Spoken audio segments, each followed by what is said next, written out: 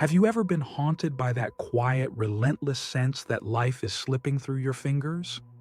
Despite filling every moment with activity, despite the crowds of people, the endless tasks, the carefully constructed obligations, there remains a hollow echo within, a sense that you're merely going through the motions rather than genuinely experiencing existence.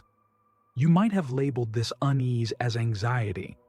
A professional may have diagnosed it as depression, offering pharmaceutical solutions to quiet the disturbance. One capsule at dawn, another at dusk, and the days blur together, muffling the very message you desperately need to hear. But what if this anguish isn't an error in your system? What if it's not meant to be silenced but rather answered?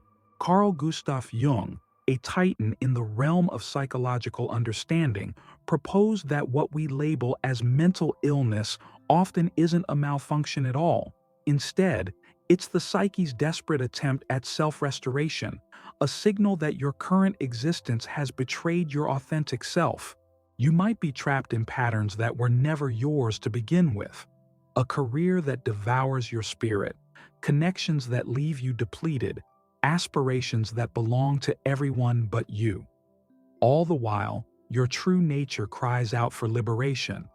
Yet society never taught you to honor that cry. Instead, you learn to suppress it, to perform, to conform, to avoid making waves.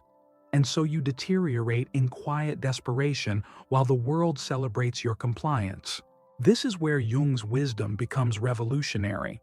He understood that recovery doesn't emerge from avoidance, but from immersion. The goal isn't to numb the symptoms, but to decipher their message. As Jung himself observed, neurosis is always a substitute for legitimate suffering. Put simply, your distress stems from evading the necessary pain that would catalyze your transformation. The longer you flee, the deeper the affliction grows. This message isn't for those seeking entertainment. It's for those exhausted by the facade, for those who sense themselves drowning, yet still harbor a glimmer of faith that another path exists. And it does exist, but it demands a courageous choice to cease fleeing and begin attending to your inner voice, attending to the unconscious depths, attending to the anguish you've attempted to suppress through chemicals, through habits, through mindless repetition. If you've reached this point, perhaps you've already recognized that the void within isn't a character flaw. It's the consequence of your absence from your own existence. And the moment for reclamation has arrived. You've been struggling for days, weeks, perhaps months on end. You schedule an appointment. The physician grants you a quarter hour of attention, if you're fortunate. You describe the sleepless nights, the crushing dread, the inexplicable pressure in your chest, the perpetual sense of alienation from your own life. They acknowledge with practiced detachment, enter data into their system, and deliver the pronouncement, "It's anxiety." We'll begin with this prescription. Complete. Within moments, your existential crisis has been reduced to neurochemical dysfunction, and what began as a spiritual emergency becomes a pharmaceutical statistic. What remains unspoken is that this approach has no interest in your essence. Its concern is your productivity. The mechanism is straightforward. You must continue laboring, purchasing, generating output, maintaining the machinery of civilization. The medication enables you to tolerate the intolerable, which is precisely why it's marketed as the ultimate remedy. Yet this remedy, as Jung understood, is a deception. Jung recognized that contemporary psychological distress rarely stems from organic brain dysfunction, but from the chasm between our actual lives and our authentic path. When you dismiss your calling, your genuine impulses, your fundamental truths, the soul begins to wither. And lacking a conventional voice, it communicates through physical and mental symptoms, anxiety, panic, despair. But rather than interpreting these signals, we're conditioned to suppress them, to eliminate all discomfort through chemistry, to restore normalcy with maximum efficiency. But examine this normalcy. employment that erodes your spirit yet seems inescapable, hollow relationships maintained for social validation, meaningless objectives, automated behaviors, and the persistent awareness that you're merely surviving rather than thriving. The anxiety plaguing you isn't a malfunction. It's your soul declaring, "This existence isn't authentic." You're abandoning your true self. And when you dismiss this message too long, the protests intensify. Yet the system stands ready with enhanced dosages, updated diagnoses, stronger sedatives. And the deeper you conform to this paradigm, the more distant you become from your essence, until sensation itself fades. Neither suffering nor joy remains. Only the persistent anesthesia they've branded as maturity. Carl Jung cautioned against treating symptoms while ignoring their origins. We manufacture an illusion of recovery. The surface appears healed, yet the interior remains adrift. Eventually, this split between inner experience and outer performance leads to an even more devastating breakdown. The soul cannot be evaded indefinitely. It will exact its toll, manifesting as exhaustion, psychological breakdowns, or through a hollowness that nothing can satisfy. This widespread medicalization reflects something more profound, a civilization that cannot face suffering, that recoils from pain, having forgotten its power to transform. Jung understood suffering as essential, the catalyst for transformation, the summons to individuation. Yet contemporary culture pathologizes every disquiet. By avoiding pain, we forfeit our opportunity to evolve into our authentic selves. The vital question becomes, how many voices are being suppressed by interventions that only mask the symptoms? How many existences are squandered pursuing synthetic equilibrium? How many transformations are aborted before they can unfold? To begin addressing this, we must examine what underlies our collective emotional unraveling. This brings us forward, the surroundings that mold us, the societal frameworks that construct our sense of self, and the existence that often constitutes the actual disease. Perhaps you were never the problem. Rather, it was the world that trained you in self-rejection. Let's explore this further. Have you considered why emotional distress is so prevalent, despite our material abundance, technological advances, and apparent liberties? We possess unprecedented access to knowledge, diversions, and experiences, yet simultaneously, we've never been more alienated from our true selves. Contemporary psychological anguish stems not solely from the psyche. It emerges from the conditions that mold us from infancy.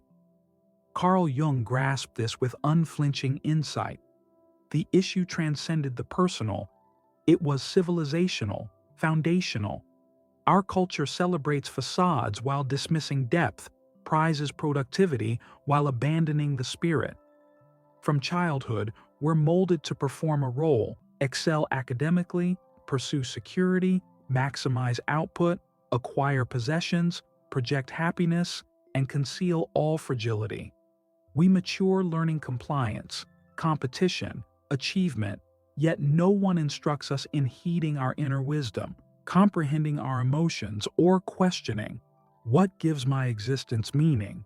This void of purpose isn't accidental, it's engineered. We've been programmed to derive identity externally, from our positions, our income, our validation.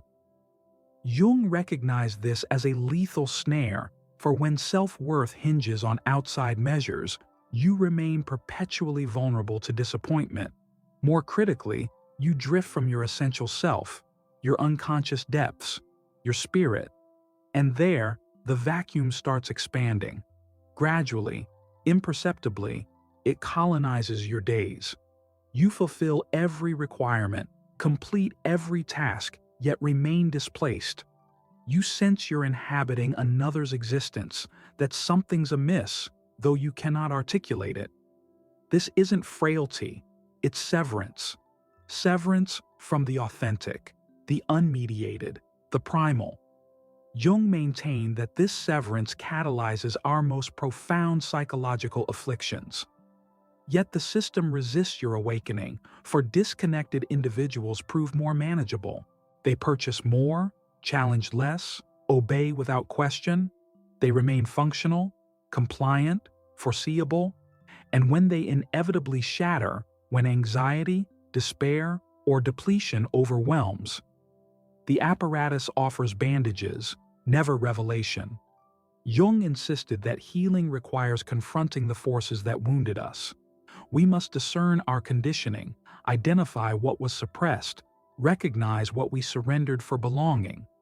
This process brings anguish, demanding we acknowledge living another's script, contorting ourselves into suffocating forms, accepting domestication by a civilization that dreads the human spirit. Yet this remains our sole escape, for only through identifying our hollowness's source can we undertake filling it with authenticity. This path bears a designation: individuation. The profound metamorphic journey Jung considered genuine healing's foundation. Next, we'll explore this transformative passage. What does individuation truly signify? How can one reclaim the abandoned fragments of the self and construct a life of genuine purpose? The path demands both bravery and letting go. Let us proceed. A time arrives when suffering refuses to remain silent, when the persona you wear becomes unbearable, when the realization hits that you exist as merely a fraction, or worse, a distorted image of your authentic self. At this critical juncture, Carl Jung tells us, the most profound expedition a person can embark upon commences: the process of individuation. Yet what is the real essence of individuation? Jung wasn't speaking of superficial self-improvement or minor behavioral adjustments. He pointed to a profound, nearly archetypal transformation where the person stops mirroring the outer world, family conditioning, cultural norms, societal demands, and starts manifesting their true nature. Individuation represents the journey towards psychological completeness. It marks the transition from fulfilling others' projections to honoring your soul's calling. This path follows no straight line, offers no comfort, rather the contrary. It demands facing all that lies buried, dismissed, or rejected in your depths. Here emerges what Jung termed the personal unconscious. Unhealed wounds, stifled longings, unexamined dogmas passed down through generations. Individuation starts the moment you choose to cease running from these aspects and begin embracing them. Yet this marks only the threshold. For individuation's most formidable challenge, possibly its most agonizing, involves meeting the shadow, that primal, wild, untamed dimension you've been conditioned to suppress, the rage left unvoiced, the jealousy you deny harboring, the urges that bring shame. Jung proclaimed that authentic existence begins when you cease battling your nature and start embracing all that dwells within. Individuation means restoring internal harmony, reuniting with the self, that organizing principle of the psyche, the complete potential waiting to unfold. And here emerges the supreme paradox. Society insists you must enhance yourself, while Jung insisted you must achieve wholeness. Not flawless, but authentic. Not conforming, but liberated. Your salvation lies not in adapting more skillfully to external demands, but in harmonizing your inner reality with your essential truth. This journey may prove isolating. It may test every fiber of your being, yet it remains the sole path offering genuine significance to life. For once you begin operating from your core, transformation touches everything. Your decisions transform, your connections transform, even your relationship with pain transforms. Suffering stops being torment and reveals itself as catalyst for profound metamorphosis. Yet an urgent inquiry surfaces. Why do countless souls avoid this pilgrimage?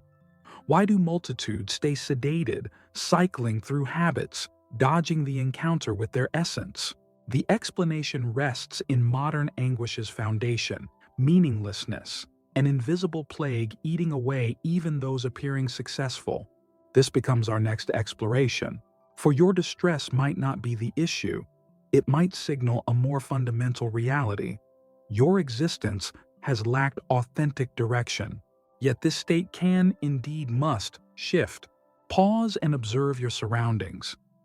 How many individuals do you recognize who merely survive rather than thrive?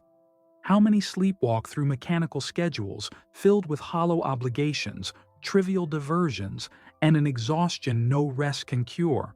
Carl Jung understood such anguish wasn't random. It was inherent. It was fundamental.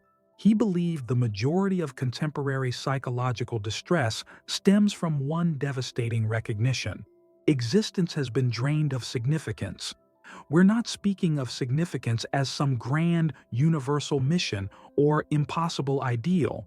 We're speaking of individual purpose, of the harmony between one's actions and one's authentic self, of existing in accordance with an inner compass rather than bending to the external pressures of a society that worships achievement while destroying the spirit. Jung noted in his observations that the most profound manifestations, anxiety, depression, numbness, despair, frequently vanished when a person began constructing a life of substance. Not through pharmaceuticals, not through wealth accumulation, but through discovering their reason for being. Because fundamentally, you can bear nearly any hardship if you understand why you exist. Yet without that significance, even the most exhilarating experiences become hollow. Even the most ambitious aspirations ring false. This is precisely our current reality. A plague of meaninglessness. Individuals exhausted not merely from excessive obligations, but from purposelessness. Existences crammed with duties, yet starved of direction. Jung grasped that human beings must feel connected to something beyond their individual selves. They must sense that their presence carries weight, impact, and significance. Without this foundation, they crumble from within. Pain transforms into confusion. The spirit yearns for a pathway, yet society provides only diversions. Social media validation, entertainment, self-improvement promises, efficiency methods, miracle programs, all attempting to bridge a chasm that only authenticity can cross. The reality is that countless people are living existences they never chose. They were steered toward trajectories that satisfy others while betraying their inner truth. They selected careers disconnected from their core beliefs. They sustain relationships that diminish them. They occupy environments that stifle them. They perpetuate patterns that erase their essence, day after day. The body registers this discord, the psyche fractures, the soul withdraws. No cure exists for meaninglessness because what's absent isn't serotonin, it's direction. It isn't dopamine, it's identity. This is where Jung's profound psychology becomes essential. He didn't merely want people to operate efficiently, he wanted them to exist genuinely, to possess the bravery to declare, "This existence isn't mine, and I refuse to continue this way." But how does one accomplish this? How does one begin reconstructing meaning when everything surrounding you appears designed to pull you away from your core? Jung provided a solution. Reconnection with the unconscious. For within those neglected aspects of yourself lies the key to your purpose. This is what we will examine next, how the unconscious, far from being merely a storehouse of wounds, can become your most powerful partner in restoration. Perhaps what you most resist confronting is exactly what you must uncover to finally exist with meaning. Most individuals desire healing, yet virtually none are prepared to pay healing's cost. Because, contrary to popular wisdom, genuine transformation doesn't start with positive declarations or habit formation. It starts with confrontation, with immersion, with descent into the depths of one's own being. This is exactly what Carl Jung revealed to us. No healing occurs without engagement with the unconscious. But what exactly is this unconscious? For Jung, it wasn't simply a storage vault for suppressed memories or bygone traumas. It was a complete cosmos, immense, symbolic, containing every aspect of ourselves that has been lost, rejected, cast aside. Our truest desires, our most profound terrors, our most excruciating realities. All that you've attempted to dismiss exists there, in waiting. And why should this concern you? Because whatever you refuse to confront in the unconscious starts controlling your existence without your awareness. Jung expressed it plainly. What you fail to make conscious manifests as destiny. You believe you're unlucky in romance, yet you subconsciously recreate identical cycles. You believe you're undermined professionally, yet you subconsciously dread achievement. You believe you're the world's casualty, yet you're dominated by ancient wounds you've never faced. The unconscious functions as a shadowy reflection. It mirrors your actual self, not your idealized version. And this is precisely why it terrifies. Because it exposes agonizing truths. Because it strips away the protective personas you've constructed for survival. Because it requires you to release your illusion of mastery and accept the truth of your inner intricacy. Yet here exists the contradiction. Within this very confrontation lies restoration. Because the harder you resist the unconscious, the stronger its grip becomes. The more volatile, compulsive, and scattered you grow. Conversely, the more you embrace it, the more unified you become. Jung termed this journey the broadening of awareness, and it occurs only when you cease fleeing and begin attending. How is this accomplished? Via dreams, metaphors, creativity, quietude, contemplation, examination. The unconscious doesn't communicate through reason. It communicates through visions, through feelings, through sentiments that appear sourceless. Yet they aren't sourceless. They are you. They are the self that was imprisoned, awaiting acknowledgement. And once you start hearing this aspect, transformation occurs. You begin perceiving yourself with clarity, comprehending your choices, accepting your injuries, and crucially, reclaiming your agency. Because until you recognize what dwells within, you remain captive. Captive to others, to history, to assumptions, to society. Yet when you bravely explore the unconscious, liberation begins. You realize that your crippling anxiety isn't an adversary, it's communication. That your recurring sorrow isn't frailty, it's evidence that something must perish for renewal to emerge. This journey is exacting. It demands duration, endurance, profundity. It demands you forsake superficial ease, yet it remains the sole route toward genuineness. And through this genuineness, you reconstruct your existence, no longer as the unconscious's marionette, but as the aware architect of your personal fate. Having grasped the unconscious's pivotal function in your suffering and metamorphosis, a final inquiry must be posed. What's holding you back from embarking? Why do countless individuals, despite understanding this, stay frozen, existing mechanically, echoing the same hollow existence? The response is terror. Terror of transformation. Terror of sacrifice. Terror of releasing all that's known, regardless of its toxicity. In the concluding segment, we'll explore this terror and the most difficult yet emancipating decision you must embrace to cease squandering your existence. Because ultimately, you either exist numbed or you awaken. No compromise exists. A time arrives when you must decide. Not merely any decision, but the decision. The one distinguishing your true self from your programmed self.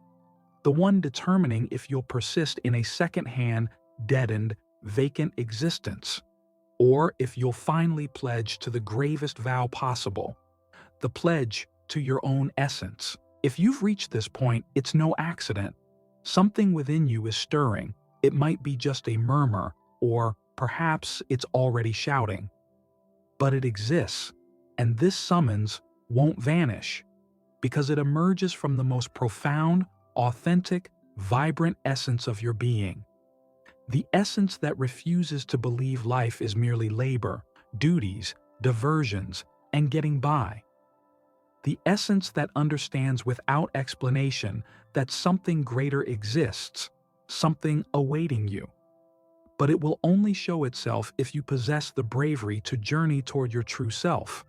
Carl Jung stated that life's supreme gift is becoming your authentic self. Yet he also understood this is the most shunned journey because it demands you release all that is familiar, expected, and shallow. It requires facing profound terrors, meeting your darkness, challenging every supposed truth you've learned. But this is exactly what makes the journey holy, because it changes you, because it genuinely mends. Most will remain on cruise control. They'll choose deadness over understanding. They'll continue gathering things, amusements, approval, while internally they decay quietly. But you needn't become another number. You have a choice. Choose to quit squandering your life. Choose to emerge from sedation. Choose to create an existence with meaning, an existence that belongs to you. I won't claim it's simple. It isn't. It will ache. It will bewilder. It will demand separations. But it will also free you. And nothing holds more force than a soul awakened. Because once you begin existing as your genuine self, you become immovable. You quit seeking approval. You quit measuring yourself against others. You quit abandoning yourself, attempting to satisfy those who will never comprehend you. So I pose this question. What must you release to begin genuinely existing? What deception do you continue feeding yourself? Because if you've arrived here, you're prepared to venture further still. And at this moment, above all others, the time has come to persist. If you've journeyed this far, it indicates you're prepared to travel deeper. And at this moment, above all, it's time to press on. If these words touched you, then follow our channel, for our path has only started.